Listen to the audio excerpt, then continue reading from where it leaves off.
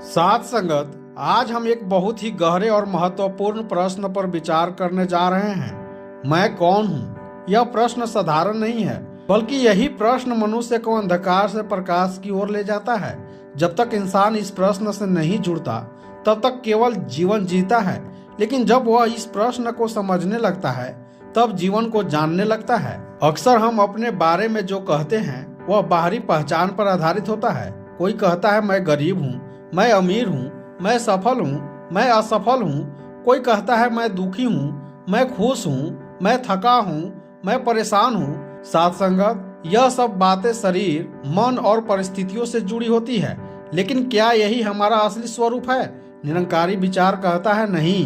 जब हम कहते हैं मैं बाजार गया, मैं ऑफिस गया, तो हम शरीर को ही मैं मानकर बोलते हैं। जब हम कहते हैं मुझे दुख हुआ, मुझे खुशी मिली, तो हम मन को ही मैं मान लेते हैं। और जब हम कहते हैं मैंने सोचा, मैंने समझा, तो हम बुद्धि को ही मैं मान लेते हैं। लेकिन साथ संगत, शरीर बदलता है, मन की स्थिति बदलती है और बुद्धि के विचार भी बदलते रहते हैं। तो जो बदल रहा है वह असली मैं कैसे हो सकता है? निरंकारी ज्ञान हमें यह सिखाता है कि हम वह नहीं हैं जो बदल रहा है, हम वह हैं जो इस बदलाव को देख रहा है।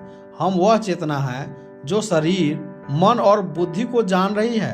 वही जानने वाली शक्ति, आत्मा ही असली मैं है। जब यह समझ जाती है तो इंसान खुद को परिस्थितियों का गुलाम नहीं मानता, बल्कि उन्हें देखने वाला बन जाता है। साथ संगत, जब सतगुरु की कृपा से ब्रह्म ज्ञान प्राप्त होता है, तब यह भ्रम टूटता है कि मैं केवल यह शरीर हूँ। तब इंसान जानता है कि मैं वह आत्मा हूँ जो निरंकार परमात्मा का अंश है। मैं न तो केवल दुख हूँ, न केवल सुख हूँ, मैं वह हूँ जो दोनों को देखता हूँ। यही पहचान जीवन में संतुलन लाती है।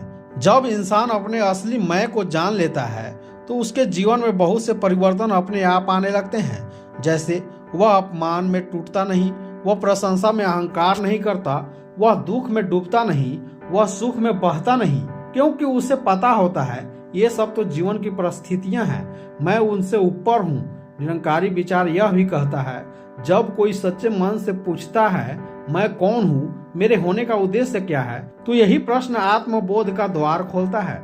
जब नकली मैं टूटता है, तभी असली मैं प्रकट होता है। और जब असली मैं जाना जाता है, तब निरंकार को जानना सहज हो जाता है। साथ संगत, आज का यह विचार हमें यही सिखाता है कि हम नाम, रूप, पद और परिस्थिति नहीं हैं। हम वह चेतन शक्ति हैं जो इन सब के बीच रहते हुए भी निरंकार से जुड़ी हुई है। जब इंसान अपने असली मैं को पहचान लेता है, तब जीवन बोझ नहीं रहता, बल्कि एक सुंदर यात्रा बन जाता है निरंकार की ओर। धन निरंकार जी।